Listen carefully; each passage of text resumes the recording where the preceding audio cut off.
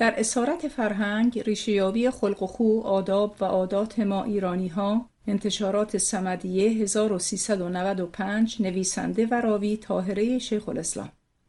قسمت 4، بخش اول از باب اول، صفحات 63 تا 86، گفتگوها، نکته‌ها و مشاهدات در رابطه با ترس از بازخواست، تحقیر، قضاوت شدن، کنجکاوی و دخالت.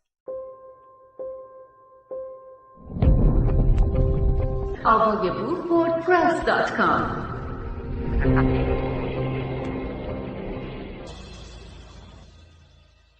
وحشت در باغ وحش.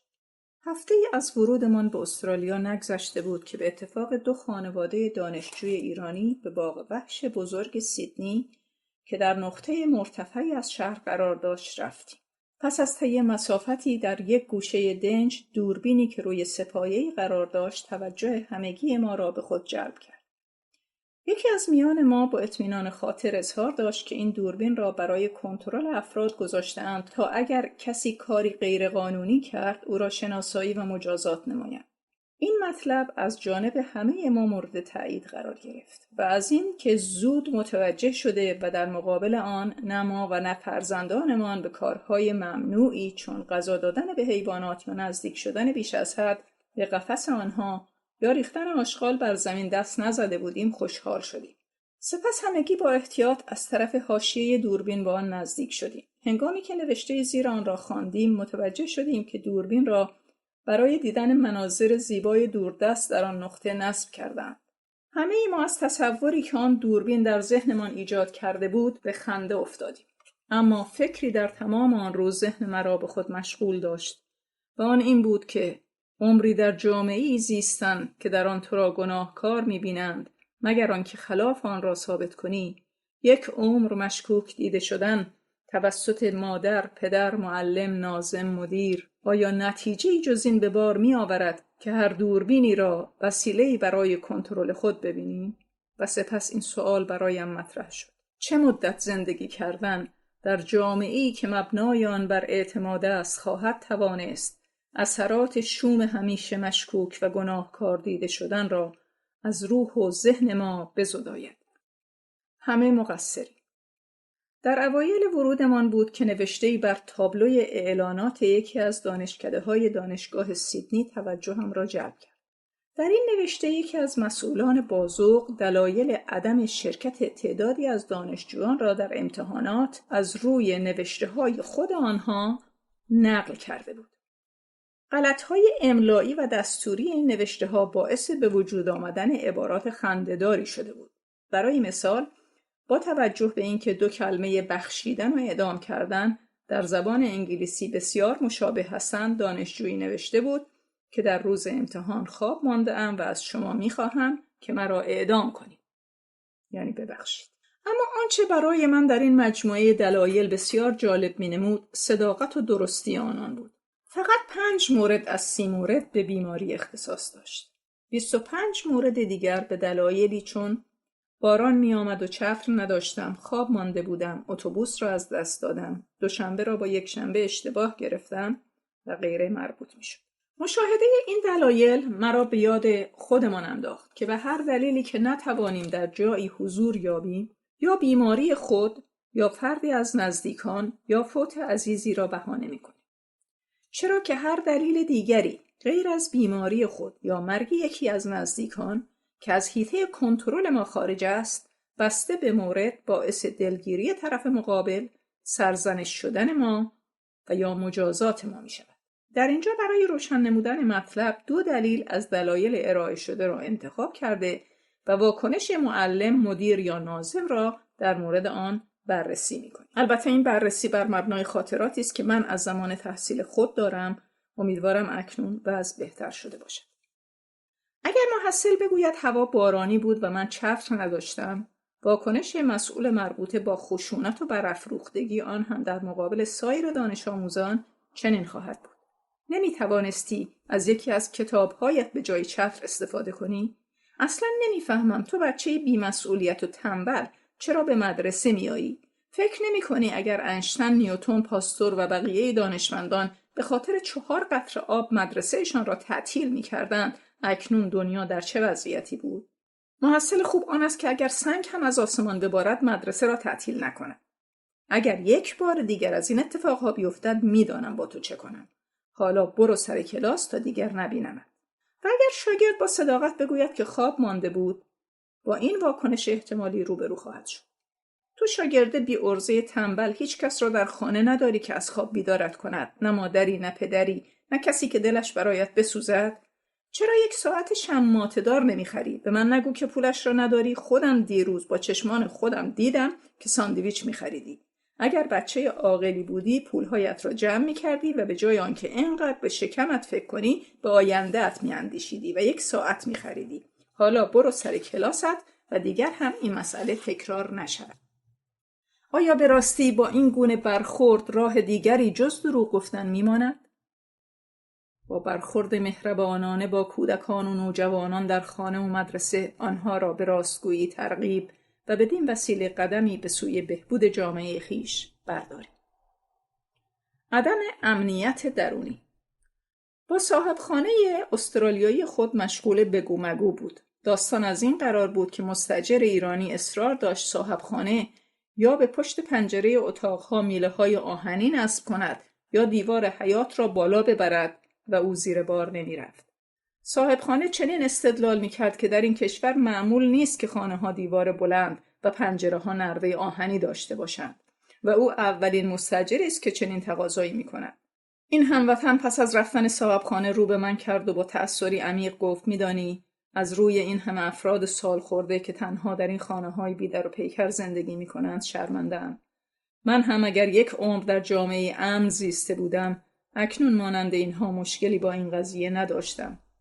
سپس آهی کشید و گفت متاسفانه ناامنی‌های جامعه از هر نوع که باشد پس از مدت زمانی زیستن در آن جامعه درونی می‌شود و خلاصی از آن به این سادگی‌ها ممکن نیست. خفقان عادتی. برای چندمین بار بود که ما چند دانشجوی ایرانی در جلسه‌ای با شرکت اساتید راهنماییمان شرکت می‌کردیم. این جلسات هر از چندگاهی 1 بار برای بحث در مورد مشکلات و نیازهای ما دانشجویان و چگونگی پیشرفت پروژه‌های تحقیقاتیمان تشکیل می‌شد. در این جلسات ما معمولاً زیاد صحبت نمی‌کردیم. حتی سعی می‌کردیم مشکلات و نیازهایمان را هم تا آنجا که امکان داشته باشد مطرح نکنیم. در مواقع اضطراری به طور غیر رسمی و خصوصی مواردی را با استادان راهنماییمان در میان می‌گذاشتیم. بالاخره 1 روز استاد راهنماییم از من سوال کرد که چرا ما در جلسات سکوت می‌کنیم و حرف‌هایمان را نمی‌زنیم. سوال خوبی کرده بود. سوالی که من خود بسیار به آن اندیشیده بودم و اکنون دیگر می‌دانستم که چرا. اما ضعف زبان انگلیسی را بهانه کردم و نگفتم که ما هیچگاه در زندگی نتوانستیم حرفمان را بزنیم. از بچگی به ما گفتند بچه خوب بچه‌ای است که زیاد حرف نزند. هرچه به او گفتند بگوید چشم و به ما آموختند که سؤال زیادی نکنیم، حرف زیادی نزنیم، بالای حرف بزرگترها حرف نزنیم.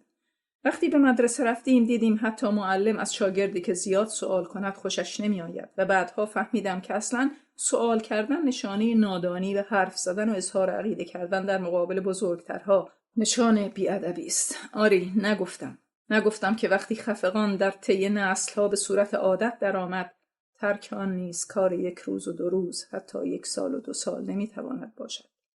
نگفتم چرا که اگر میگفتم نیز نمیتوانست بفهمد. با احترام گذاشتن به عقاید و نظرات کودکان در خانه و مدرسه اعتماد به نفس را در آنان تقویت و به سالم سازی جامعه کمک نمایید. ناامنی ذهنی. 1 خانم ایرانی مقیم سیدنی میگفت با آنکه درآمد مکفی، شغل ثابت و منزل شخصی داشته و خیال بازگشت به وطن را نیز ندارند، اما تمامی مشغولیت ذهنی همسرش همان است که در ایران بود، یعنی خرید زمینی دیگر و ساختن خانه‌ای دیگر برای تأمین آینده و نمی‌داند که در این نگرانی برای آینده آنچه را که از دست می‌دهیم حال است و بس. او میگفت بحث و گفتگوهایمان هم راه به جایی نمیبرد، چرا که عادت به گفتگوی مسالمت‌آمیز را نداریم و همیشه در جمله دوم یا سوم سر از داد و فریاد در میآوریم.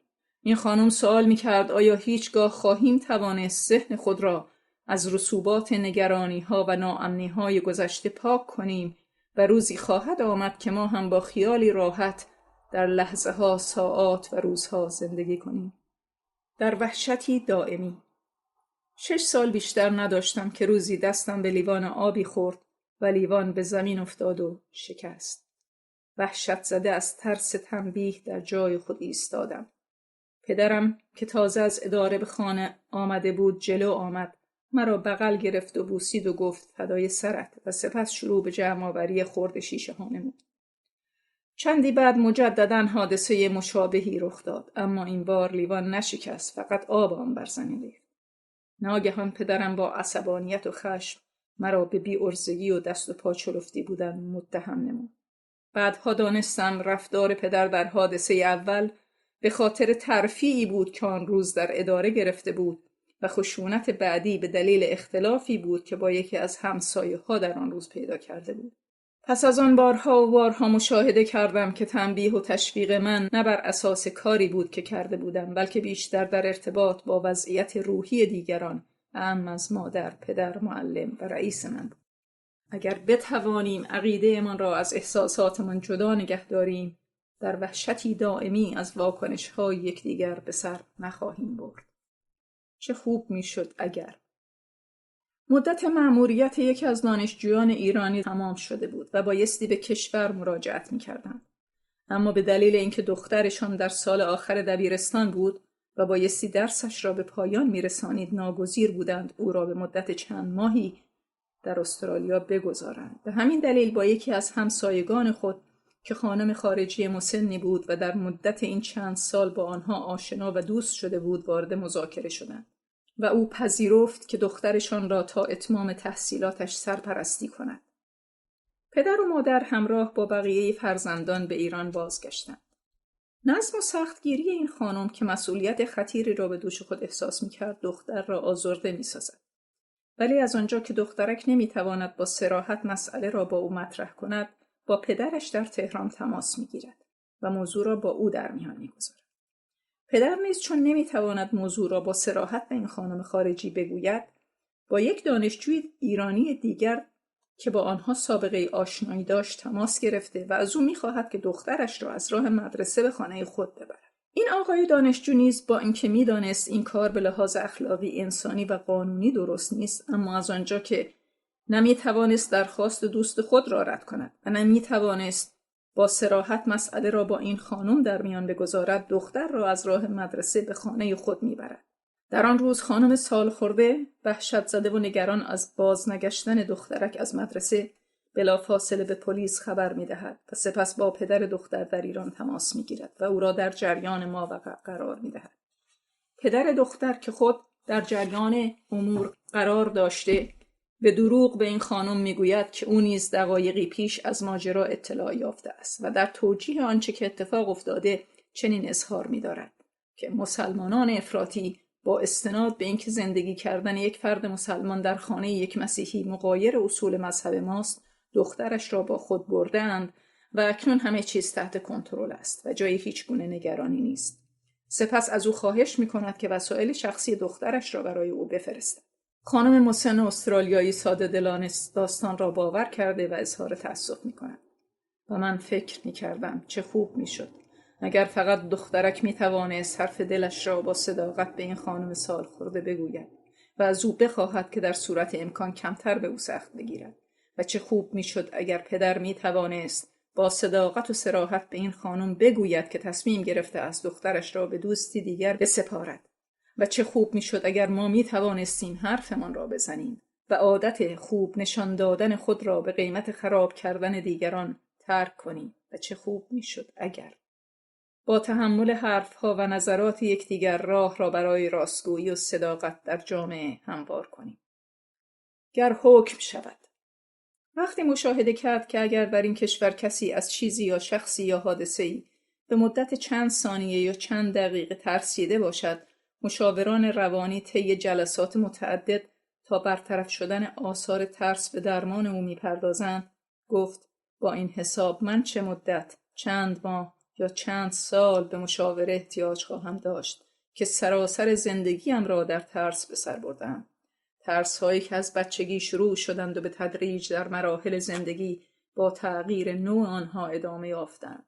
ترس از پدر، ترس از برادر بزرگتر، ترس از بچه‌های قلدر کوچه و مدرسه، ترس از معلم و ناظم و مدیر و رئیس و بالاخره ترس از حرف و قضاوت مردم که اگر همه آن ترس‌ها هم تمام شود این یکی تا دم گور با من خواهد بود.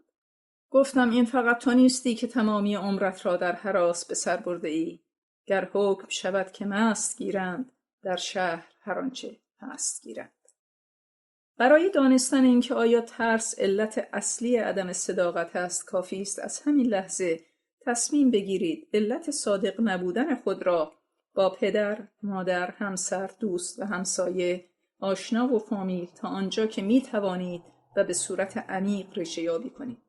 یعنی هر بار کاری مخالف میلتان انجام داده یا حرفی مخالف میلتان به کسی میزنید یا میخواهید بزنید از خود علت آن را سوال کنید. به احتمال قریب به یقین در ابتدای جمله‌ای که در جواب به خود خواهید داد کلمه ترسیدم یا میترسم یا یکی از مترادف‌های آن را خواهید شنید. توجه به این مسئله ضروری است که در بسیاری از مواقع انسان اعمالی را که در زیر فشار جامعه و اثر ترس انجام می‌دهد خواست خودش می‌انگارد. این نگاه از فشار روانی و رنج حاصل از اجبار تا اندازه زیادی می‌کاهد. نمی‌خواستم اما بسیار آشفته و درهم بود. با نگرانی از او پرسیدم چه شده؟ کشتی‌هایت غرق شده‌اند؟ شغلت را از دست داده‌ای؟ خانه‌ات آتش گرفته؟ با ابروهای در هم کشیده جواب داد کاش همه آن چیزها که گفتی اتفاق افتاده بود. وقتی زندگی گذشته خود را از نظر می‌گذرانم می‌بینم هیچ کاری را در زندگی با میل و خواست خود انجام ندادم و حالا احساس می‌کنم مانند ماشینی عمل کردم که تمامی زندگیش به او دیکته شده است. سپس چنین ادامه داد: در دبیرستان که بودم می‌خواستم ادبیات بخوانم اما باید رشته ریاضی را انتخاب می‌کردم چرا که پدرم چنین می‌خواست. نمی‌خواستم به دانشگاه بروم ولی باید این کار را می‌کردم چرا که خانواده‌ام می‌خواستند به مدرکی که از دانشگاه می‌گیرم افتخار کنم. با خود گفتم حالا که مجبورم به دانشگاه بروم حداقل در رشته‌ای درس بخوانم که بیشتر مورد علاقه‌ام است. اما نتوانستم چرا که اطرافیانم می‌خواستند من دکتر یا مهندس شوم تا بتوانند به من افتخار کنند. نمیخواستم ازدواج کنم ولی باید چنین میکردم چرا که والدینم از حرفها و شایعات مردم میترسیدند. با کسی ازدواج کردم که نمیخواستم. آخر کسی را که دوست داشتم در شأن خانواده ما نبود. ما زندگی خوبی نداشتیم اما همینقدر که دیگران فکر میکردند ما خوشبختیم و حسرت ما را میخوردند برای خانواده‌ام کافی بود. ما فرزند نمیخواستیم ولی به خاطر جلوگیری از شایعات مردم مجبور به این کار شدیم. پس از لحظاتی بهت زده به من خیره شد و زمزمه کنان چنین گفت: فرزندمان نمیخواست به دانشگاه برود ولی من و مادرش او را به دانشگاه فرستادیم. او نمیخواست ازدواج کند اما ما برایش همسر گرفتیم. او و همسرش نمیخواستند بچه دار شوند اما ما بیاییم زندگی خود و فرزندانمان را از تنگنای قضاوت مردم نجات دهیم و بدین وسیله به بهبود روانی خود و آنها کمک نموده قدمی در راه اصلاح جامعه خویش برداریم. مشکل همگانی. در میان توصیه‌هایی که توسط هموطنان مهاجر به تازه واردین می شود یکی هم این است که سعی کنند تا می توانند از هموطنان کناره بگیرند. روزی برای دانستن اینکه آیا پدیده هموطن گریزی منحصر به ما ایرانیان است یا خیر با افرادی از ملیت‌های مختلف چون ترک، عرب، هندی و چینی موضوع را مطرح کردم و از آنها پرسیدم که آیا دوست دارند منزلشان در همسایگی هموطنانشان باشد. شاید برایتان جالب باشد که جواب اکثریت آنها منفی بود و گاهی هنوز سؤال من به انتها نرسیده جوابهایی چون ابداً اصلاً به هیچ وجه از آنها میشنیدم. حتی یکی دو نفر تا جایی از هموطنان خود گریز داشتند که میگفتند اگر خانه مجانی به آنها بدهند که بین دو منزل متعلق به هموطنانشان قرار داشته باشد آن را قبول نخواهند کرد. اما همگی حاضر به همجواری با افراد دیگر از هر ملیتی بودند. در پی یافتن علت این هموطن گریزی از آنان سوال کردم و دانستم که در حقیقت همه از یک چیز فرار می‌کنیم و آن فشار اجتماعی فرهنگی است. که بر هم وارد می‌آوریم. در حقیقت هر کدام از این ملیت‌ها برای خود یک سری آداب و عادات خاص دارند که همه کمابیش به اجبار بایستی آن را رعایت کنند. بدین معنا که هر کس برای مقبول بودن بین هموطنان خیش باید رفتار، گفتار، نوع لباس، نشست و برخاست و آداب و رسومی را که اجدادش پایه گذارده‌اند رعایت کند. اما بین غیر هموطنانش میتواند هر گونه که میخواهد باشد، بدون نگرانی از اینکه در مورد او چه قضاوتی خواهند کرد. حتی یکی از آنها معتقد بود که بسیاری از مهاجران در فرار از وطن در حقیقت از هموطن فرار میکنند. او میگفت وطن بدون هموطن که آزاری برای کسی در پی ندارد. با وجود این فشارها، مهاجران در خارج از کشور غم غربت را در کنار یکدیگر از یاد میبرند. رستوران‌های ایرانی، فروشگاه‌های ایرانی و گرد همایی‌های فرهنگی به خصوص برای کسانی که در سنین بالا مهاجرت کرده‌اند و نمی‌توانند بچه مشترکی با مردم جامعه میزبان پیدا کنند و در خاک جدید ریشه بگیرند، در تسکین دلتنگی‌های حاصل از دوری از وطن نقش مهمی را بازی می‌کند. اثرات این تسکین دهندگی تا بدانجاست که بسیاری از هموطنان این فشارها را حداقل برای مدت کوتاهی به جان می‌خرند.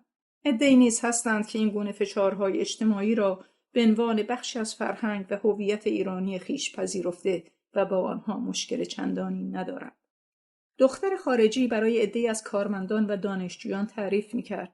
در مرکز تحقیقاتی که او کار می‌کند، جوانی از اهالی پاکستان که او نیز دانشجوست مشغول به کار است. این جوان از قرار معلوم با همه و به خصوص با خانم‌ها بسیار مهربان و مؤدب بوده. اما این رفتار تا زمانی ادامه داشته که پاکستانی دیگری به استخدام این مرکز در می‌آید. از قرار معلوم از آن به بعد رفتار دانشجوی پاکستانی به شدت تغییر کرده و از حالت صمیمیت، ادب و خوشرویی به حالتی خشک، رسمی و سرد تبدیل می‌شود. هر یک از آنها که شنونده ماجرا بودند به دلیلی برای این تغییر رفتار اشاره می‌کردند. در این میان من ساکت نشسته به محتمل‌ترین دلیل می‌اندیشیدم. چرا که در میان هموطنان خودمان نیز شاهد چنین صحنه‌هایی بودم. پاکستانی‌ها نیز به دلیل مشابهت فرهنگی با ما از برداشت‌ها، توجیه‌ها، تفسیرها و قضاوت‌های هموطنان و انتقال آن به دیگران می‌ترسند. برای همین مجبورند در جوار هم ماسک فرهنگی خود را بر چهره بزنند. آنها نیز در جامعه‌ای با فرهنگی حساس به جنس مخالف بار آمده‌اند و هر گونه رفتار، برخورد و صحبت با جنس مخالف را تعبیر و تفسیرهای آنچنانی می‌کنند. این است که در جوار هم در قالب فرهنگی خیش قرار می‌گیرند، یعنی تظاهر به چیزی می‌کنند که نیستند، اما در هر فرصتی که یافتند از این قالب بیرون می‌آیند و خودشان می‌شوند. متاسفانه این قالب برای بعضیان چنان درونی شده که حتی در تنهایی خیش نیز قادر به شکستن و رها شدن از آن نیستند. یکی از دلایلی که ما و سایر مهاجرینی که از کشورهای مشابه ما آمده‌اند معمولاً تمایل ندارند هموطنانشان در همان جایی که آنها کار می‌کنند استخدام شوند، به خاطر همین مسئله، یعنی ترس از دست دادن آزادی‌های فردیشان است. دهانت را می‌بویند مبادا گفته باشی دوستت دارم. احمد شاملو. خانمی میگفت وقتی پزشکان متخصص بیماری‌های جسمی از شناسایی و درمان بیماریان درماندند، مرا به متخصصین امراض روانی رجوع دادند.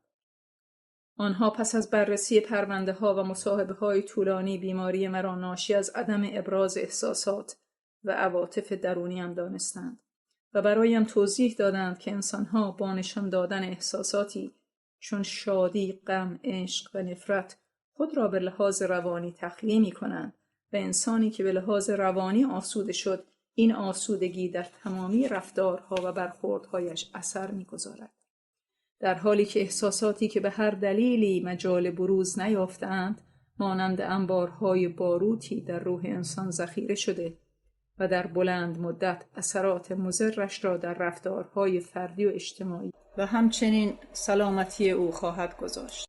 این خانم سپس چنین ادامه داد: وقتی به حرفهای روانشناسان فکر کردم، به خاطر آوردم که در زندگی گذشتم نه تنها در ابراز علاقه به کسانی که دوست می داشتم با موانعی چون مشروع نیست، مرسوم نیست، مقبول نیست یا معقول نیست مواجه شدم، بلکه مجبور به اظهار علاقه به کسانی شدم که هیچ مهری در دلم نسبت به آنها نداشتم، چرا که احترامشان واجب و انتظارشان چنین ایجاب می‌کرد. از اینها گذشته متوجه شدم که چه اندازه باید و نبایدهایی، چون دختر نباید بخندد و بدود و شادی کند یا پسر نباید گریه کند، باعث شده که ما از بروز ابتدایی ترین و صادقانه ترین احساسات کودکی و نوجوانی خود محروم بمانیم. او بر این باور بود که بسیاری از رفتارها و گفتارها که ما مهر بد و ناپسند بر آن زده ایم، نه به آزادی کسی لطمه میزند، نه کسی را میآزارد، نه ضرری به جامعه میزند، بلکه فقط فضای زیستن ما را تنگ کرده و جلوی رشد استعدادهای طبیعی ما را میگیرد. اگر به راستی یک از معیارهای سلامتی روان ابراز احساسات و بیان عقیده باشد، چگونه میتوان در جوامعی که بیان عقیدگاه بهای جان و ابراز احساساتی چون شادی و خنده و محبت بهای آبرو میطلبد سالم رشد کرد؟ در تار و پود باید و نبایدها. هموطنی میگفت کاش میدانستیم چه کسی بنیانگذار قوانین اجتماعی ظالمانه و دست و پاگیری است که اکثریت ما امروزه بدون چون و چرا انجام آن را بر خود فرض می‌دانیم. باید و نبایدها و اجبارهایی که تمامی جوانب زندگی ما را در خود تنیده‌اند. بر همه ما فرض است که در عروسی‌ها باید خندان بود و بر مرگ‌ها باید گریست، در حالی که همیشه نمی‌توان چنین کرد. ابراز شادی به خاطر همگامی و همراهی و شرکت در شادی دیگری است. چگونه میتوان در بسیاری از به اصطلاح جشن‌های عروسی که در آن دختران کمسال و نوجوان فقط به خاطر فقر و فشار خانواده یا ترس از حرف مردم تن به ازدواج میدهند خندید؟ و چگونه میتوان بر مرگ یک دیکتاتور که هزاران هزار را به خاک و خون کشیده و معلول نموده و خانواده‌هایی را برای همیشه داغدار کرده است گریه کرد؟ این هموطن سپس چنین ادامه داد: وقتی خردسال بودم به من گفته بودند که باید عمه، عمو، مادر بزرگ، دایی و خاله را دوست بدارم.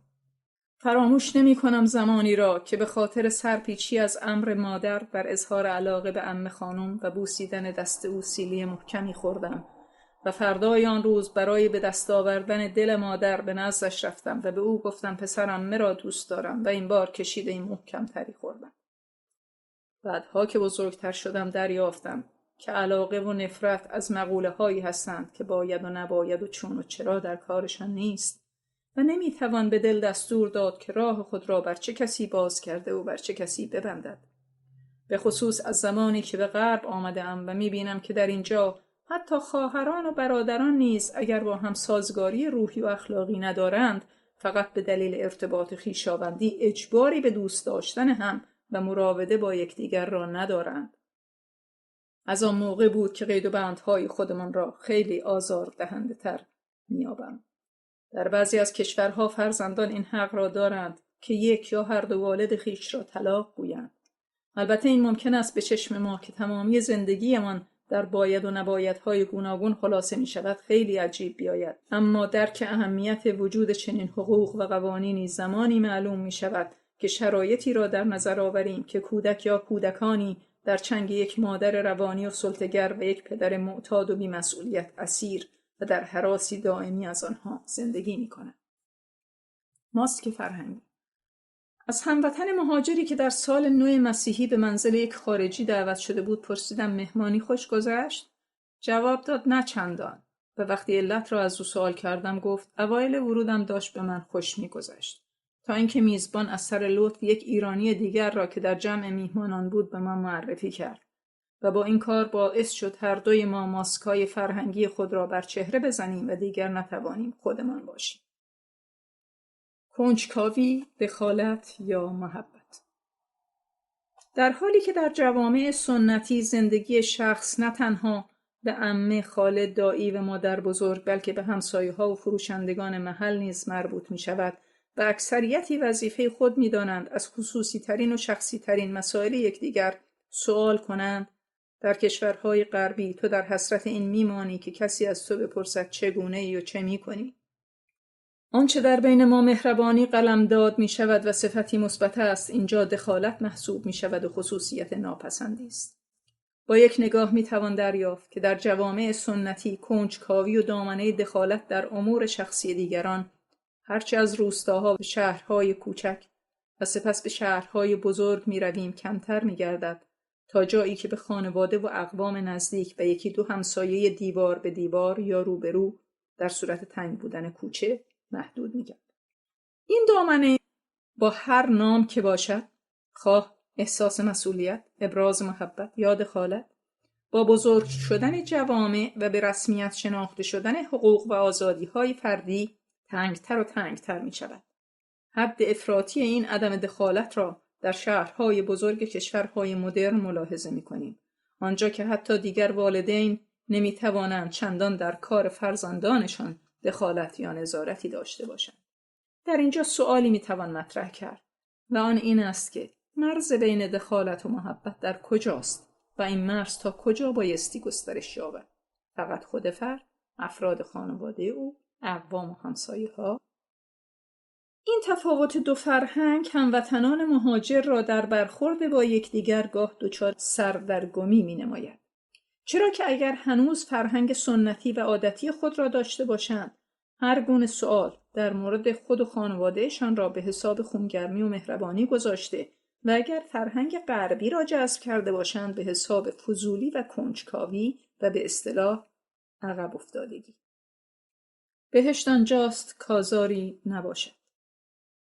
یکی از پیامدهای مثبت اجرای صحیح قانون در حمایت از حقوق فردی و حریم شخصی شهروندان در جوامع پیشرفته، عدم توجه افراد به یکدیگر و عدم دخالت آنها در کار و زندگی یکدیگر است. این عدم دخالت در تمرین و تکرار برای مردمان این جوامع آنچنان نهادینه شده که به نظر می رسد دیگر حتی کنجکاوی چندانی در مورد یکدیگر ندارند. اینکه ده‌ها و گاهی صدها نفر ساعتها در پارک‌ها، سواحل دریا، میهمانی‌ها و سایر مکان‌های عمومی و ده‌ها هزار نفر در جشن‌های ملی و مذهبی در کنار یکدیگر می‌نشینند و به خوردن و نوشیدن می‌پردازند بدون اینکه کمترین توجهی به اطرافیان خود داشته باشند که چه رنگ و ملیتی دارند، چه پوشیدند و چه می‌خورند و چرا چنین و چنان می‌کنند. به این دلیل است که در این جوامع حتی نگاه کردن به گونه‌ای که آرامش شخص را برهم بزند تجاوز به حریم فردی او تلقی شده و فرد متجاوز می‌تواند مورد پیگرد قانونی قرار گیرد. برای همین است که افراد از ترس قانون مزاحم یکدیگر نمی‌شوند، حتی در حد نگاه بیش از یک نظر. و این کار در تکرار به صورت یک عادت فرهنگی بین مردم این جوامع درآمده است. در حقیقت آنچه که در متون مذهبی و ادبی ما حرام و ناپسند شمرده شده به انجام یا عدم انجام آن به ایمان و مروت و انصاف افراد واگذار می شود در این کشورها به صورت قانونی درآمده و تخطی از آنها مجازات به دنبال دارد. به عبارت دیگر رفتارهای انسانی و اخلاقی و متمدنانه اکثریت غربیان نه در ذات و خونشان بلکه مدیون تعلیم و تربیت و قانونمندی جامعهشان است. مردم این جوامع به این باور رسیدند که به تعداد افراد موجود در روی کره خاکی میتواند سلیقه، ذائقه و شیوه متفاوت زندگی وجود داشته باشد و از این نظر بین انسانها تنها تفاوت وجود دارد، نه برتری و کهتری. یعنی سلیقه و باور و عقیده همه افراد به یک اندازه محترم است و نباید کسی را به خاطر متفاوت بودنش مورد بازخواست، تمسخر یا تحقیر قرار داد. این فضای فرهنگی باعث می شود که مهاجران بین خارجی ها احساس امنیت بیشتری کنند، چرا که به تجربه دریافتند که اولا نگاهی مراقبشان نیست و ثانیاً کسی به خاطر لهجه، مذهب، رنگ پوست، نوع لباس و رفتارشان آنها را مورد قضاوت یا تحقیر قرار نمی دهد. اما این احساس زیبای اعتماد به نفس و امنیت خاطر معمولاً با پیدا شدن یک هموطن از دست می رود و این خود می تواند عاملی برای گریز ما از یکدیگر در این کشورها باشد. به سلیقه، نظر و باور و تفاوت‌هایی که بین ماست احترام بگذاریم و بدین وسیله قدمی به سوی بهبود و سالمسازی جامعه خویش برداریم. طعم خوش رهایی. هموطنی ارزشمندترین دستاورد مهاجرت به غرب را یافتن خودش می‌دانست. او میگفت وقتی زندگی گذشته خود را مرور میکنم میبینم که زندگی من در وطن بیشتر به یک جریان حسابرسی شبیه بود. بیشتر افراد برای من نقش مفتش داشتند. همیشه باید حساب زندگیم را به دیگران، عم از دایی، عمه، عمو، دوست، همکار و همسایه پس میدادم و به سوالات بیشمارشان جواب میدادم. سوالاتی چون کجا بودی؟ چه میکردی؟ چرا دیر کردی؟ چرا این رشته را انتخاب کردی؟ چرا فلان ماشین را نخریدی؟ چرا این رنگ را انتخاب کردی؟ کی ازدواج میکنی؟ چرا با فلانی صحبت نمیکنی؟ چرا با این یکی گرم میگیری؟ و صدها چون و چرای دیگر. آنقدر در زندگی به این سوالات جواب داده بودم که دیگر بدون اینکه گاهی سوالی از من شود خود را موظف به دادن گزارش زندگیم به همه میدانستم. وقتی به گذشته فکر میکنم میبینم چقدر کارهایی را که دلم نمیخواست انجام دادم و تا چه اندازه خود را از کارهایی که مورد ذوق و پسندم بود محروم نمودم. چقدر با اصرار به میهمانی‌هایی رفتم که نمیخواستم و چقدر به خاطر تعارفات و تحت فشار غذاهایی را خوردم که میل به آنها نداشتم. چه بسیار اتفاق افتاد که علی رغم میلم بیشتر در جایی ماندم، چرا که اصرار کرده بودند که بیشتر بمانم. حرفهای این هموطن مرا به یاد گفته‌های آندره ژید در کتاب مائده‌های زمینی انداخت. در آنجا که میگوید من غالباً و بیشتر اوقات بیش از اندازه بد دیگری را گفتم که چنان نمیپنداشتم و بر اثر بردگی بیش از اندازه از آثار هنری، کتاب‌ها یا تابلوهای نقاشی تمجید گفتم که چنان عقیده نداشتم. از بیم آنکه مبادا نویسندگان و آفرینندگان آن بر من خشمگین شوند. غالباً بر کسانی خندیدم که هیچ آنان را خنده آور نمی‌دیدم و وانمود کردم که برخی گفتارهای ابلهانه را بزلگویی یافتم. بسیار وانمود کردم که خوشم و حال آنکه تا حد مرگ به سطوح آمده بودم و نیروی آن را نداشتم که پی کار خود بروم، زیرا به من میگفتند هنوز بمان. من غالباً برای آنکه مورد تحسین قرار گیرم کارهای احمقانه کردم. به عکس همواره جرأت نکردم که آنچه را که خیال می‌کردم باید انجام دهم، چرا که می‌دانستم مورد تحسین قرار نخواهم گرفت. آیا این مسئله در مورد اکثریتی از ما صدق نمی‌کند؟ اینکه چقدر نگران قضاوت‌ها و نظریات دیگران در مورد خود بوده‌ایم و چه اندازه عمرمان را در تلاش برای راضی نگه داشتن دیگران صرف کردیم. آنقدر تحت فشار باورها و اعتقادات و افکار و گفته‌های دیگران بوده‌ایم که هیچگاه فرصت نیافتیم فکر کنیم و بدانیم خود به چه ایمان داریم، خود چه می‌خواهیم، به چه چیز علاقه‌مندیم، چه کتابی، چه موسیقی، چه شعری، چه رنگی و چه نوع زندگی را دوست داریم. نگران قضاوت و رضایت دیگران نبودن و چشیدن طعم گوارای رهایی نعمتی است که ملل تحت ستم کمتر تجربه آن را داشتند. گزارش کامل. در خیابان بودم که سر و کله آشنایی از دور پیدا شد. وقتی به هم رسیدیم متوجه شدم که هر دوی ما بدون اینکه از یکدیگر سوالی کرده باشیم مشغول توضیح دادن به یکدیگر هستیم که از کجا میاییم و به کجا میرویم.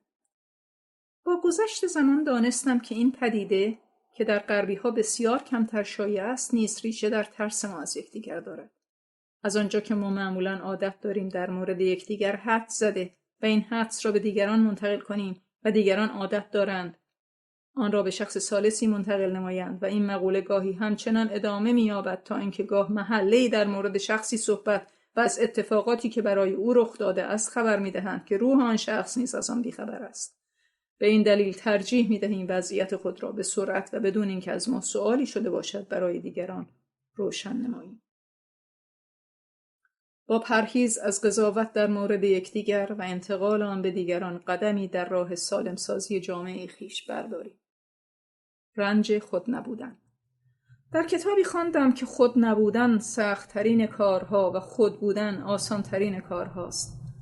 اما همونطور که می‌دانیم مردمان بسیاری از جوامع مجبورند آسان‌ترین کارها را بگذارند و سخت‌ترین کارها را انجام دهند. بدیهی است خوردن غذا در هنگام گرسنگی هم لذت بخش است و هم به انسان نیرو می‌دهد. اما همین غذا اگر در هنگامی صرف شود که ما گرسنه نیستیم، یعنی بدن ما نیازی به آن ندارد، نه تنها لذتی ندارد که برای سلامتی نیز مضر است. بیشتر پدیده‌های دیگر زندگی از همین قانون تبعیت می‌کنند. بروز غم، شادی، عشق، نفرت، همانقدر که در حالت طبیعی روح انسان را جلا می‌دهد، در وضعیت ساختگی و تصنعی می‌تواند به افسردگی روان بیانجامد. هر بار ما کاری را انجام می‌دهیم یا حرفی را می‌زنیم که دلمان با آن نیست، هر کجا که باشد، چه در محیط کار، چه در منزل، چه در جمع دوستان و آشنایان، چیزی را در درون خود می‌میرانیم و لگدیم نثار روح و جان خویش می‌کنیم. عصبی بودن، خشونت، خستگی و افسردگی بسیاری از ما می‌تواند ریشه در همین فرو خوردن‌ها و خود نبودن‌هایمان داشته باشد. جامعه آرام، انسان آرام. پس از گذشت چند سالی در یک از خیابان‌های شهر سیدنی ملاقاتش کردم. در جواب من که از حال و روزش پرسیدم گفت که کم کم دارد خودش را پیدا می‌کند و آن رفتارهای عصبی و هیجانی و پرخاشگرانش خیلی کمتر شده و از اینکه برای انجام کارهایش مجبور نیست آدم‌های گوناگونی را ببیند و برای آنها توضیح بدهد یا به اصطلاح با آنها رو بیاندازد، خیلی احساس سبکی و آرامش می‌کند. گفت که جامعه آرام و قانونمند این دیار طوفانی را که دلهره‌ها، نگرانی‌ها و ترس‌ها در ذهنش به پا کرده بودند فرو نشانده است. برایش آرزو کردم آرامشی را که به آن دست یافته است تداوم یابد و با گذشت زمان غم غربت و احساس بی‌هویتی آرامشش را برهم نزند. اثرات ناامنی را بر روح و روان فرد افراد یک جامعه از کوچک تا بزرگ، از زن تا مرد، عارف یا عامی، فقیر یا غنی می‌توان دید. این اثرات به غباری مانند است که پس از عبور طوفانی بر سر و روی یک شهر می‌نشیند. در بالای شهر روی دیوارهای مرمرین و گلدانهای بلور و در پایین شهر روی دیوارهای کاهگلی و گلدانهای سفالین. لازم به ذکر است که پاورقی‌ها به دلیل وقفه‌ای که در خواندن نوشتارها به وجود می‌آوردند از فایل‌های صوتی حذف شدند.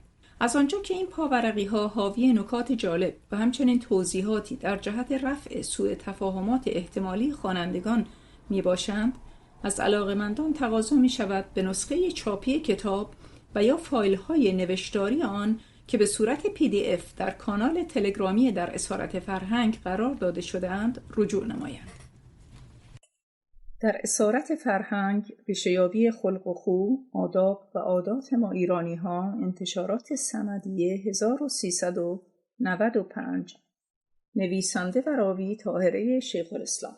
قسمت 5، صفحات 87 تا 107، بخش دوم از باب اول، گفتگوها و مشاهدات در رابطه با عدم تحمل انتقاد، عدم توانایی در گفتگوی سالم و تداخل احساس و عقیده.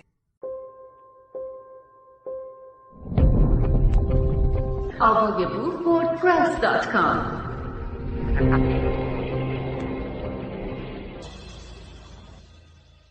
یکی از صاحب دلان زورآزمایی را دید به هم برآمده و کف بر دماغ انداخته. گفت این را چه حالت است؟ گفتند فلان دشنام دادش. گفت این فرومایه 1000 من سنگ برمی دارد و طاقت سخنی نمی آرد. گلستان سعدی باب 2. عدم تحمل انتقاد را می توان یکی از بارزترین ویژگی‌های اخلاقی و یکی از بزرگترین موانع در راه رشد و پیشرفت فرد ما و در نتیجه جامعه ما دانست. علت وجود این ویژگی همان گونه که در شروع این باب به آن اشاره شد این است که تحت شرایط ناامنی، فقر و نابرابری حاکم بر جامعه ما در طول تاریخ، کلمات و رفتارها معانی خاصی به خود گرفته‌اند تا شرایط را به نفع قدرتمندان توجیه کنند. از آن جمله سازش و اطاعت، تعریف و تمجید و دفاع از رابطه و قدرتمند، معانی زیبایی چون نجابت و احترام، محبت و خوبی، مردانگی و رفاقت به خود گرفتند و صداقت و صراحت لهجه و اظهار عقیده و انتقاد سازنده معانی ناخوشایندی چون توهین، گستاخی، نمکخوری و نمکدان شکنی را به خود اختصاص دادند.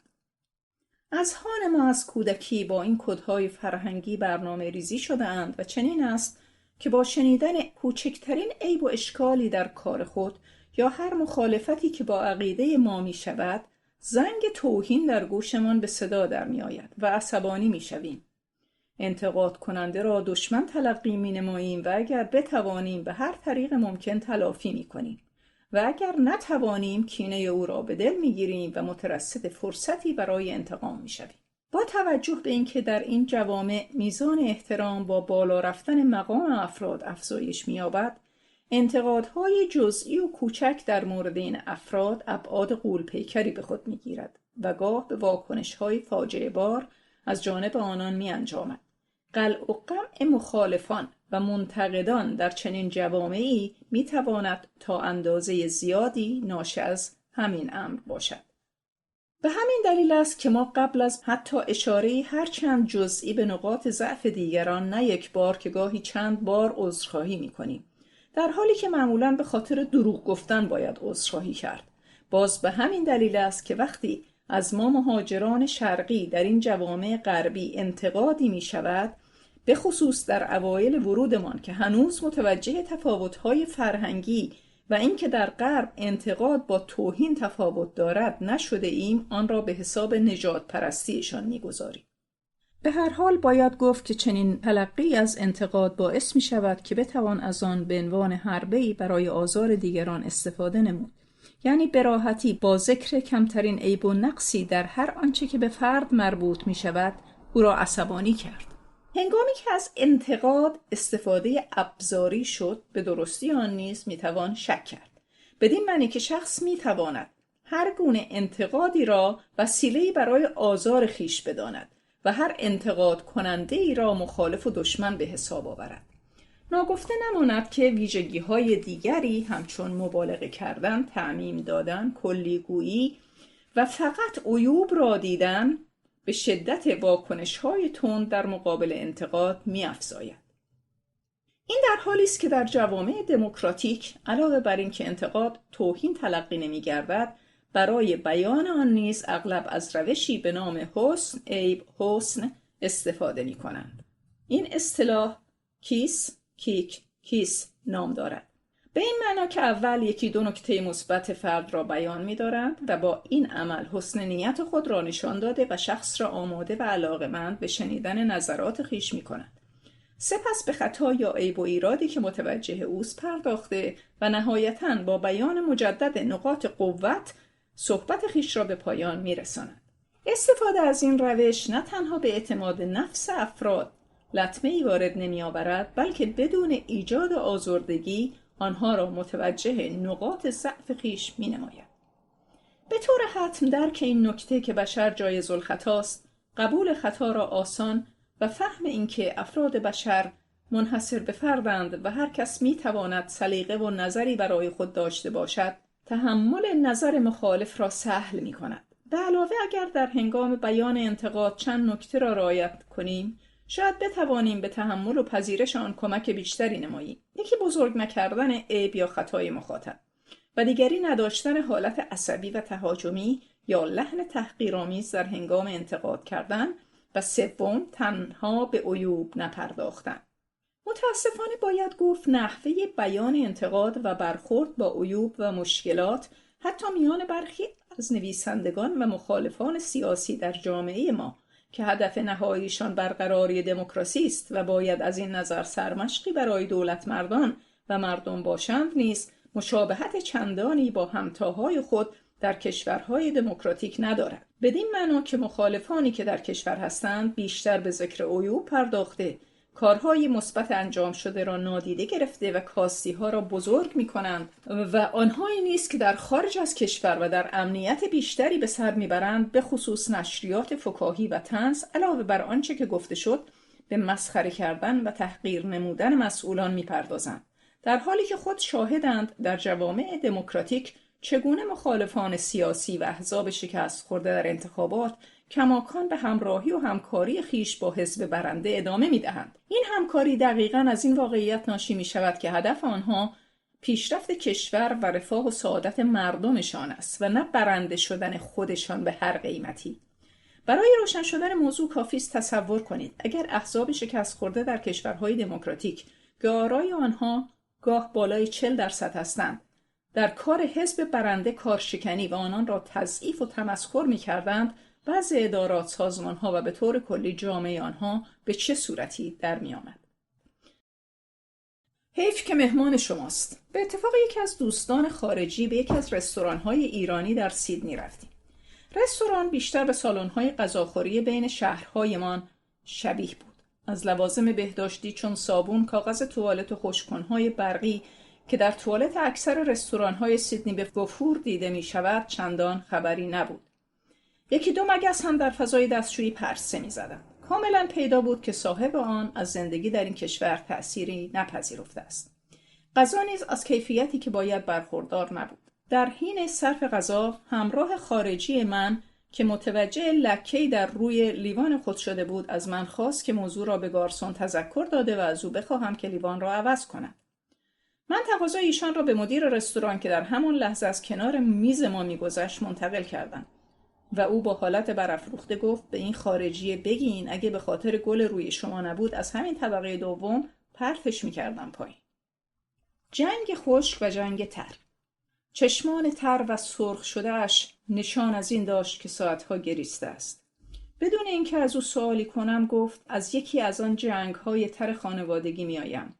هنگامی که تعجب را در چشمانم دید چنین ادامه داد: می‌دانی ما معمولاً دلخوری‌های خودمان را از همه، حتی از همسرمان تا آنجا که بتوانیم مخفی نگه می‌داریم و از ترس دلگیری و خشم او و جنجال متعاقب آن ترجیح می‌دهیم آنها را ابراز نکنیم. اما این بدان معنا نیست که آنها را فراموش می‌کنیم. ما مانند کامپیوتری برای هر کس در ذهن خود پرونده‌ای باز کرده و در یک ستون آن تمام بی‌محبتی‌ها و بی‌توجهی‌های او و در ستون دیگر تمام گذشته‌ها و محبت‌های خود را یادداشت می‌نماییم. از آنجا که در ازای هر محبتی که به افراد می‌کنیم توقعی در ما به وجود می‌آید، اگر زمانی خواهشی از آنها داشته باشیم و برآورده نشود یا با اکراه و بیمیلی با آن برخورد شود بر مبنای اینکه این شخص چه نسبتی با ما داشته باشد واکنش‌های متفاوتی نشان می‌دهیم. مثلا این شخص اگر همسر ما باشد ناگهان منفجر می‌شویم و پرونده بدیها، بی‌توجهی‌ها و خودخواهی‌های او و خوبی‌ها، ایثارها و فداکاری‌های خودمان را از حافظه بیرون کشیده و تمامی آن را با ذکر زمان و مکان اتفاق آن چاپ کرده به دستش می‌دهیم. این عمل اگر فقط با جیغ و داد و جنجال توأم باشد به آن جنگ خشک خانوادگی و اگر با گریه توأم شود به آن جنگ تر خانوادگی میگوییم. و من اکنون از یکی از این جنگ‌ها برمیگردم.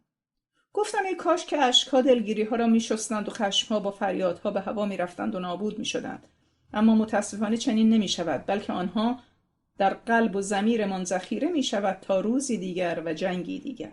گفت تا زمانی که ما فن مکالمه درست را نیاموزیم و تحمل شنیدن حرف‌های یکدیگر را پیدا نکنیم، آش همین آش خواهد بود و کاسه همین کاسه.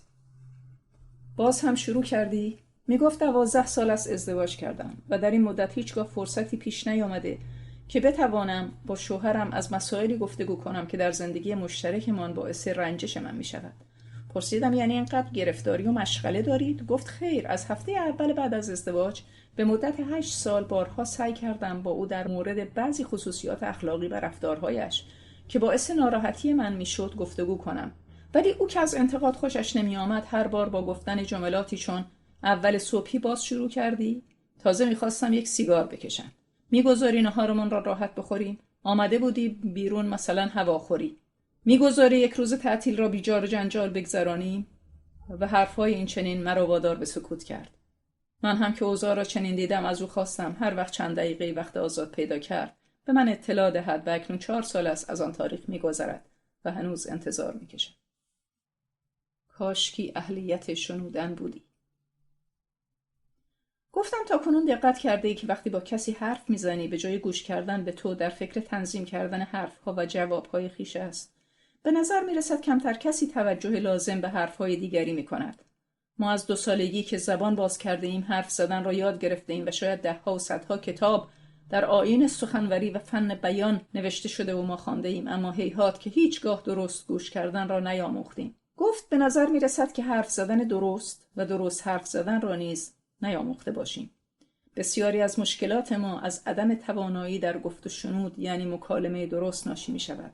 این مقوله چیزی نیست که مربوط به امروز و دیروز باشد. شمس تبریزی در 700 سال پیش از این به این نکته چنین اشاره کرده است: هنوز ما را اهلیت گفت نیست، کاشکی اهلیت شنودن بودی. تمام گفتن می باید و تمام شنودن. بر دلها مهر است، بر زبانها مهر است و بر گوشها مهر است. بیچاره مردم. اولی گفت هنگامی که ملتی به درست اندیشیدن خو نکرده و آزاد اندیشی جزو خصایص اخلاقی او نشده است، فرقی بین کسانی که حتی سالها در خارج از کشور و در بطن امنیت و آزادی زندگی کردند با آنهایی که در عقب افتاده ترین مناطق کشورمان زندگی می کنند نیست. در آنجا مشهدی حسن حاضر نیست حرف کربلا علی را بشنود و با بیل بر سرش میکوبد و در اینجا آقای مهندس فلان تا به تحمل بیانات و عقاید آقای دکتر بهمن را ندارد. دومی پرسید مگر چه شده؟ اولی پاسخ داد این جماعت اندک ایرانی خارج از کشور چندین رادیو و نشریه دارند که هر یک وابسته به گروه خاصی است، با ایدئولوژی و خط مشی منحصر به خود. که البته اشکالی در این نیست. مشکل اینجاست که اکثراً از نجات ملت حرف میزنند و مینویسند و خواهان برقراری جامعه‌ای هستند که در آن همه افراد با هر مذهب و مسلکی بتوانند در کنار یکدیگر با آرامش و احترام زیست کنند. اما کمتر کسی بین آنها حاضر است حرفی مخالف با عقیده خودش را تحمل کند. در بیشتر اوقات در حال جدال بیانی و جنگ قلمی از طریق گفتار و نوشته‌های خود هستند و فکر نمی‌کنند آنکه در این جدال‌ها بیش از همه آسیب می‌بیند همان وطن و همان مردمی هستند که ادعای دلسوزی برایشان می‌کنند. توقع نابجا. پرسید راستی چرا ما هنگام تلفن کردن به جای اینکه خود را معرفی کنیم از طرف مقابل انتظار داریم که صدای ما را شناسایی کند و اگر نتوانست او را متهم به بی‌معرفتی و بی‌وفایی می‌کنیم، آن هم با حالت کنایه‌آمیز و گاه شکایت بار. جالب اینجاست که اگر موفق به شناسایی صدای طرف مقابل نشدیم، با گفتن جمله ببخشید به جا نیاوردم از او عذرخواهی می‌کنیم و این یعنی طلب بخشایش برای گناه نکرده. گفتم انتظار شناخته شدن صدا در بین ما طبیعی است، چرا که از بس قربان صدقه هم می‌رویم و اظهار ارادت و بندگی می‌کنیم، نمی‌توانیم باور کنیم که صدای ما توسط مریدانمان شناخته نشود. تعریف و تکذیب ما. آیا تا کنون توجه کرده اید اگر همون تعریف هایی را که دیگران از ما میکنند ما از خودمان بکنیم و از خود راضی بودن متهم میشویم و اگر آن عیب هایی را که ما خود از طریق شکست نفسی روی خود میگذاریم دیگران روی ما بگذارند به بی‌ادبی متهمشان میکنیم؟ آیا این بدان معنا نیست که ما نه در شکست نفسی هایمان صداقت داریم و نه در تعریفی که از دیگران میکنیم؟ نظر لطف شماست.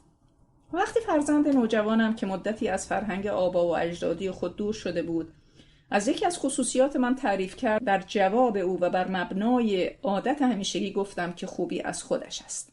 از پاسخ من آزرده شد و گفت جواب تعریف معمولا یک تشکر است، اما شما هیچگاه چنین نمی کنید و همیشه برخوردی می کنید که انگار من دروغ می گویم. این سخن مرا به فکر واداشت که راستی چرا هر وقت از ما تعریفی می شود با گفتن نظر لطف شماست، چشمانتان قشنگ می بیند و خوبی از خودتان است، این گونه نشان می دهیم که طرف در بیان نظرش در مورد ما صداقت نداشته است.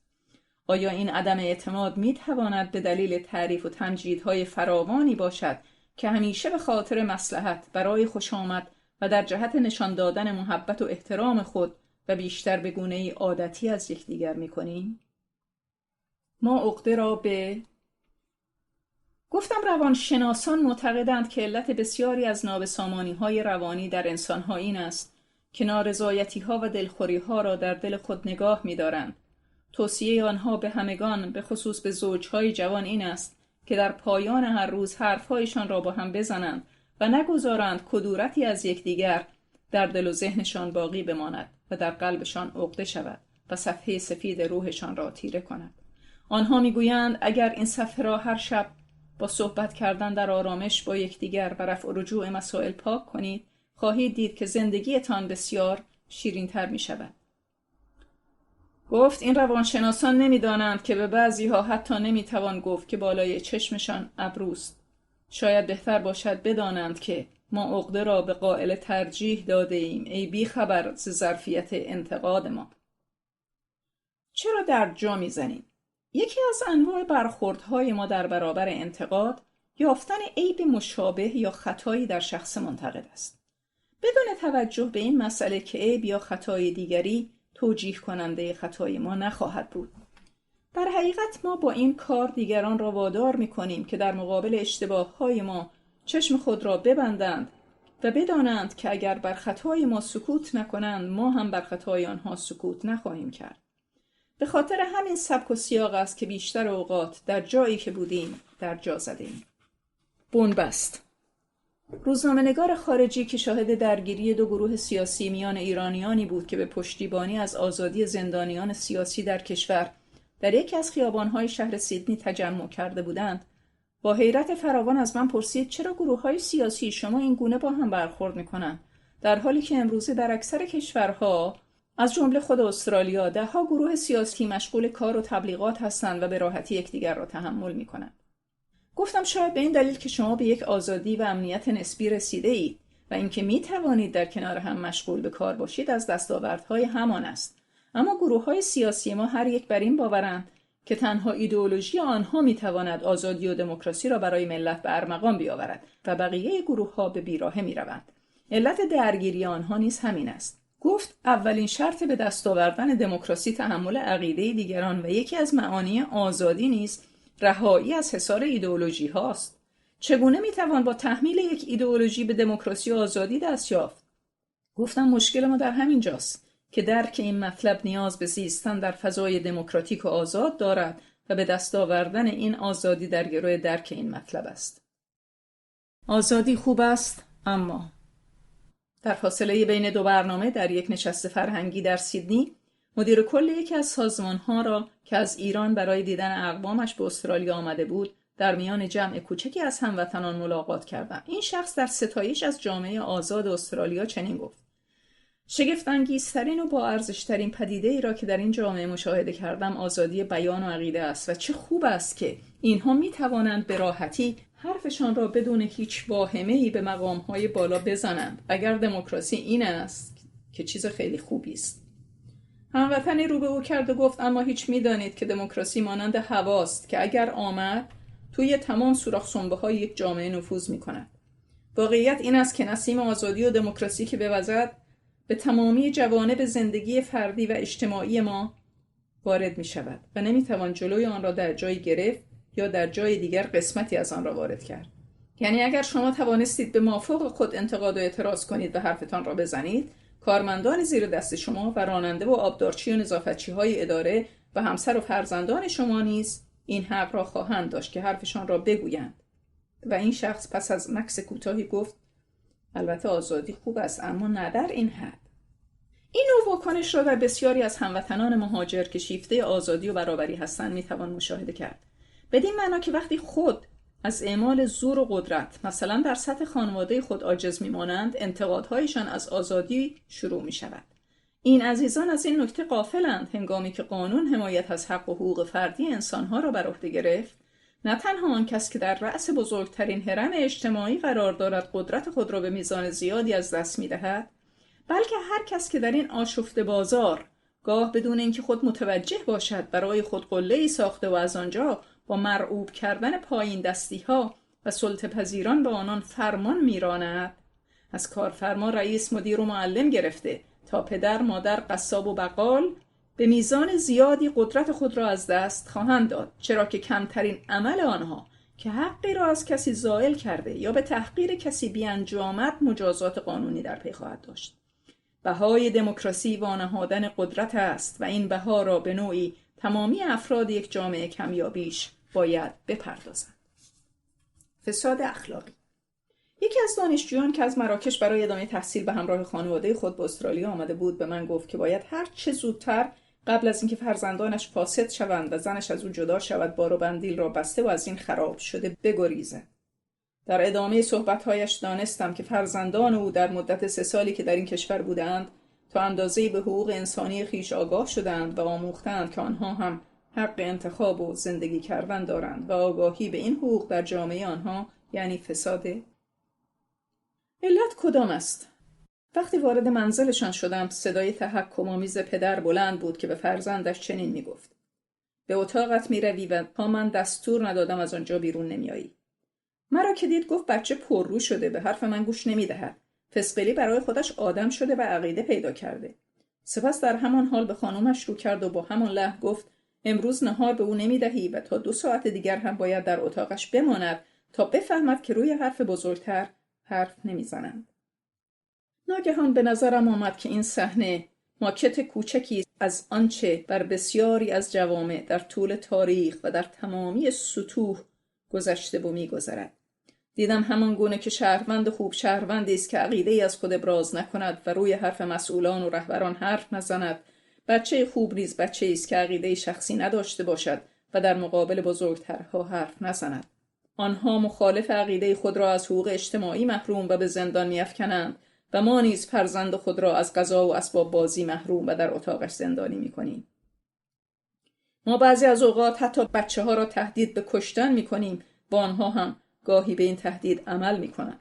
و البته این تفاوت از این واقعیت ناشی می‌شود که تعداد شهروندان بسیار زیادند و تعداد فرزندان بسیار کم. این از آن ناشی می‌شود یا آن از این؟ چگونه می‌توان از این دایره بسته راه خروجی به بیرون پیدا کرد؟ لیاقت ما و غرض‌ورزی دیگران. گفت نمیدانم چرا وقتی در کشورهای خارجی از بین عده‌ای که متقاضی یک شغل هستند انتخاب می‌شویم، آن را به حساب لیاقت و کارایی و نبوغ خود می‌گذاریم و اگر رد شویم آن را به حساب غرض‌ورزی و نژاد پرستی اینها. گفتم این خصوصیت تازه‌ای نیست. دانش آموز هم که بودیم اگر نمره‌مان خوب می‌شد می‌گفتیم که خودمان گرفتیم، اگر بد می‌شد می‌گفتیم معلم به ما نمره بد داد. اولین بار بود. 1 ماهی از آمدن این هموطن می‌گذشت که او را دیدم. از اولین ملاقاتش با استاد راهنمای خود در دانشگاه برمیگشت. کمی گرفته و غمگین به نظر می‌رسید. در جواب من که از علت ناراحتیش پرسیده بودم چنین گفت: دیروز پس از اینکه حدود 2 ساعت با استاد راهنمایم در مورد کار تحقیقاتی هم گفتگو کردیم، یک نوع شعف خاص در خود احساس کردم که در ابتدا نمی‌دانستم برای چیست. در راه برگشت به منزل در طول راه چندین بار تمامی گفتگوهایمان را از نظر گذراندم تا بالاخره علت شادی خود را یافتم و آن این بود که او از من درباره موضوع تحقیق مورد علاقه هم پرسیده و نظر مرا درباره روند و روش انجام آن جویا شده بود. به نظرم آمد این اولین بار بود که کسی از علاقه و نظر من درباره چیزی پرسیده است. زندگی گذشته‌ام را که از نظر گذراندم دیدم در بیشتر اوقات این دیگران بودند که برای من تصمیم گرفتند و خواستها و عقاید خود را به من تحمیل کردند. هیچگاه اجازه ندادند که من هم سهمی در انتخاب زندگی خویش داشته باشم. حتی آمدن من برای ادامه تحصیل با خواست خودم نبود، بلکه مانند بسیاری دیگر به خاطر اخذ مدرک دکترا بود. مدرکی که کسب احترام و هر گونه امتیاز و پیشرفت در مراکز آموزش عالی ما منوط به داشتن آن است. سپس آهی کشید و ادامه داد: به خاطر چنین شرایط نابسامان و چنین انگیزه‌های ناسالمی است که تصور می‌کنم اگر تمامی افراد جامعه ما نیز موفق به اخذ دکترا شوند، تغییر چندانی در وضعیت مملکت ما روی نخواهد داد، همانطور که تاکنون روی نداده است. تشابه و تفاوت. در بخشی از دانشگاه سیدنی که من مشغول تحقیق بودم، بین یک مهاجر بنگلادشی تازه وارد و مدیر بخش برخورد تندی صورت گرفت. لازم به توضیح است که این شخص مانند سایر مهاجرین متخصص برای اینکه بتواند شغلی در رشته خود پیدا نماید، نیاز به تجربه کاری در این کشور داشت و به همین منظور در یک دوره کوتاه مدت تجربی مشغول به کار شده بود.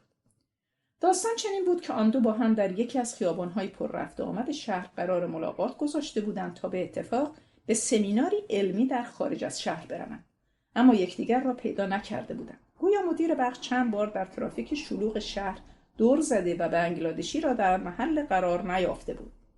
بنگلادشی نیز در اثر یک سوء تفاهم که بسیاری از اوقات برای مهاجرین غیر انگلیسی زبان در نفهمیدن مطلب و خجالتی که از اظهار نفهمیدن و درخواست تکرار آن دارند پیش می آید، در جای دیگری منتظر مانده بود.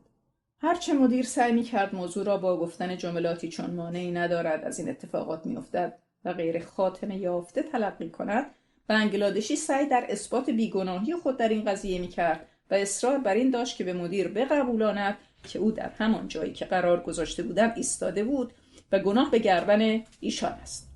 تا اینکه ناگهان صبر خارجی تمام شد و با رنگ برافروخته از شدت خشم در اتاق را به هم کوبید و بیرون رفت.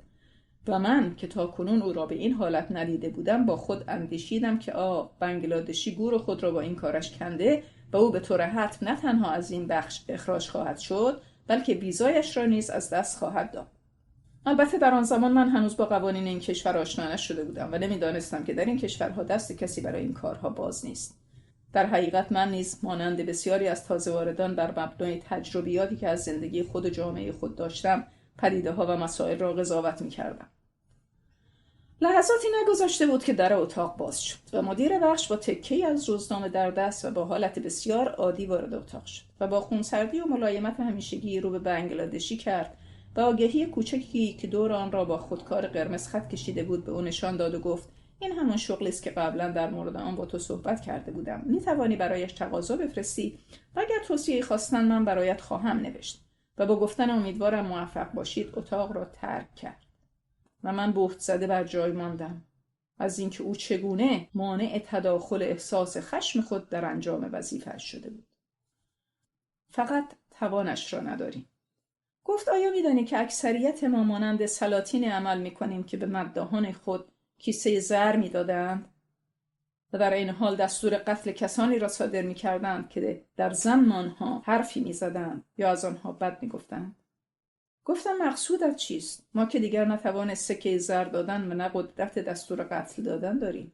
گفت آری فقط توان آن کارها را نداریم، اما با کمی دقت متوجه می‌شوی که واکنش ما نسبت به کسانی که از ما تعریف می‌کنند دست کمی از کیسه زر دادن ندارد و برخوردی را که با منتقدان خود می‌کنیم بی‌شباهت به دستور قتل آنها نیست. وقتی که ما تمجید کنندگان خود را در فهرست دوستان و خودی‌ها می‌گذاریم و اگر در قدرتی باشیم محبتشان را به هر طریق حتی با واگذار کردن حق دیگری با آنها جبران می‌کنیم، این سکه‌های ماست که نثار آنها می‌شود.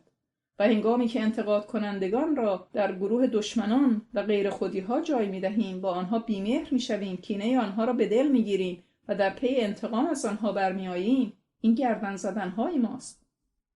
و با هزار تأسف همین سکه دادن هاست که مردم را به چاپلوسی و تملق از بالادستی ها وامی دارد و همون گردن زدن هاست که ریشه انتقاد را در جامعه می خشکاند. معرفی سخنران یا ارعاب شنوندگان.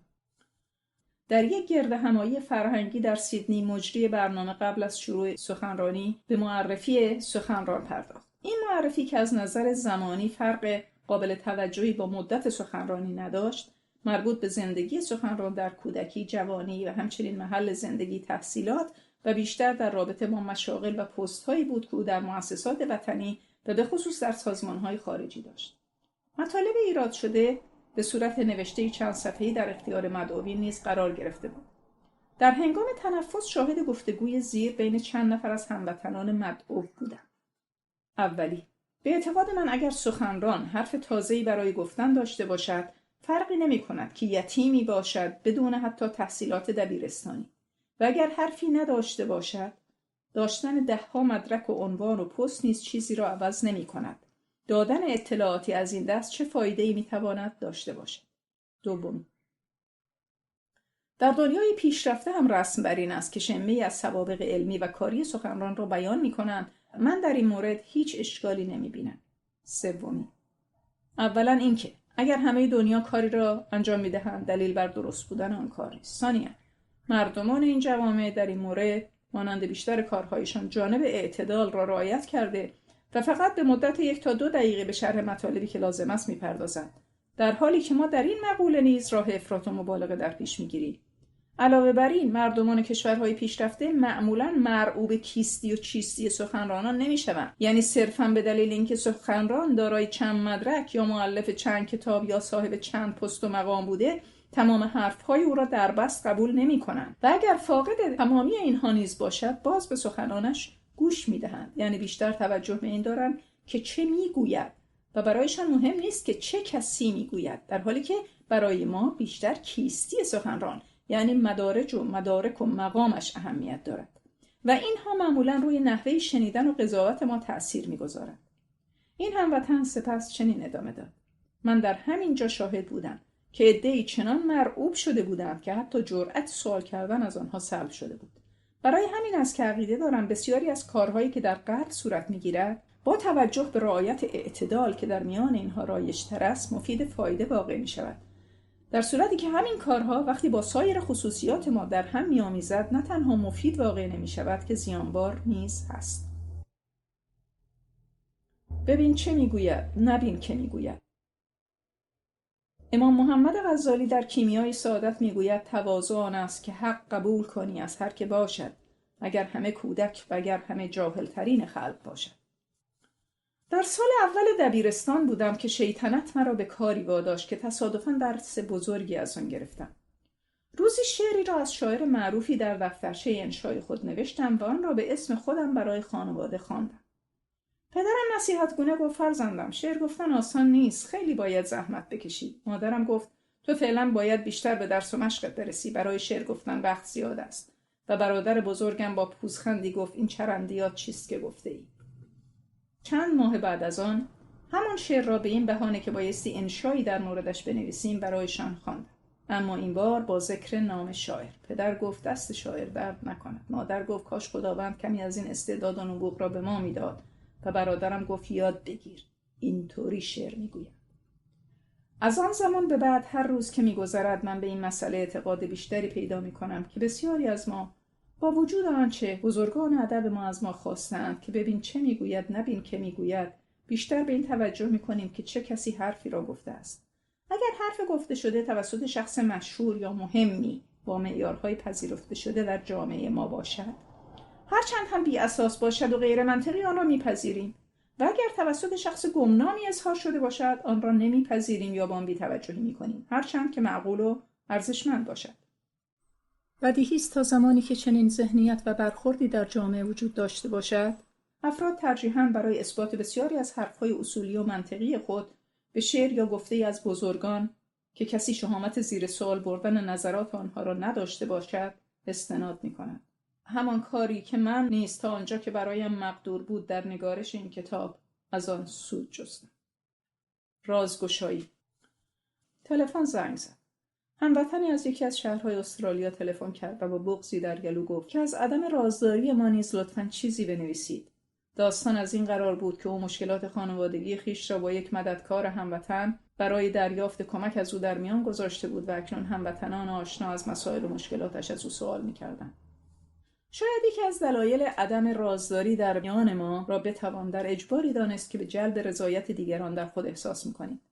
وقتی حرفی نداریم که بزنیم سکوت را می‌شکنیم و برای سرگرم کردن یکدیگر از دوستان و آشنایان مشترکمان سخن می‌گوییم و این کار یعنی برملا کردن راز و اسرار دیگران را نشانه‌ای از دوستی و صمیمیت خود با مخاطبمان می‌دانیم. رازداری نیز مانند بسیاری از چیزهای دیگر در کشورهای مدرن، به خصوص در مشاغل و کارهایی که با مسئله مالی، وضعیت سلامتی یا بیماری، مشکلات خانوادگی و خصوصی مردم ارتباط پیدا می‌کند، از اصول اولیه اخلاقی محسوب شده و عدم رعایت آن در صورتی که شخص به دادگاه شکایت کند مجازات قانونی به دنبال دارد. این اصول از سوی پزشکان، پرستاران، داروسازان، داروفروشان، روانشناسان، روانکاوان، مشاوران خانوادگی، مددکاران، مسئولین بانک‌ها و مترجمان، کارمندان ادارات بیمه‌های اجتماعی و هر کسی که کار و شغلش به نوعی به وضعیت سلامتی مالی و خانوادگی مردم مربوط می شود، بایستی به طور جدی رعایت شود. حتی داوطلبانی که برای کمک به افراد سالمند به منزل آنها می روند، نباید هیچ گونه اطلاعاتی در مورد نام، نوع معلولیت یا بیماری آنها، وضعیت زندگی و هر چه که دیده یا شنیده اند به کسی، حتی به افراد خانواده خود بدهند. رعایت اجباری این اصول و تکرار آنها در اداره و محل کار به تدریج تبدیل به یک عادت فرهنگی در میان غربیان شده. اما متاسفانه رعایت این اصول برای ما که از هر کجا که میاییم با شنیدن یک جمله کوتاه چه خبر یا حتی بدون شنیدن آن معمولاً تمام اتفاقاتی را که دیده یا شنیده ایم بی کم و کاست بازگو می‌کنیم خیلی مشکل است. رعایت این اصول اخلاقی شاید از آنجا که ریشه در فرهنگ ما ندارد، حتی برای آن دسته از افراد که برای حفظ اسرار شخصی دیگران قسمنامه رسمی امضا می‌کنند نیز چندان آسان نیست. طبیعتاً اگر این اطلاع رسانی در مورد زندگی شخصی خودمان باشد، ایرادی بر آن وارد نیست، اما بسیاری از ما به این امر توجه نمی‌کنیم. کسی که از مشکلات خانوادگیش با ما گفتگو کرده شاید مایل نباشد که این اطلاعات در اختیار شخص دیگری، چه افراد خانواده ما یا دوست مشترکمان قرار گیرد. این خصلت فرهنگی بین ما هرچند در همه دیده نمی شود، اما باعث شده که بسیاری از مهاجران با وجود اینکه صحبت کردن با متخصصان هموطن برایشان راحت تر است، در جهت برملا نشدن مشکلات خصوصی و خانوادگی متخصصان غیر هموطن را ترجیح دهند. اجرای جدی قوانینی که پشتوانه اصول اخلاقی بنیاد شده بر حقوق فردی انسان هاست، یکی از مؤثرترین عوامل در سالمسازی یک جامعه است. اجرای این قوانین بدون شک به کمک و همراهی فرد ما نیاز دارد. لازم به ذکر است که پاورقی‌ها به دلیل وقفه‌ای که در خواندن نوشتارها به وجود می‌آوردند از فایل‌های صوتی حذف شدند. از آنجا که این پاورقی‌ها حاوی نکات جالب و همچنین توضیحاتی در جهت رفع سوء تفاهمات احتمالی خوانندگان میباشند، از علاقه‌مندان تقاضا می‌شود به نسخه چاپی کتاب و یا فایل‌های نوشتاری آن که به صورت PDF در کانال تلگرامی در اسارت فرهنگ قرار داده شده‌اند رجوع نمایند.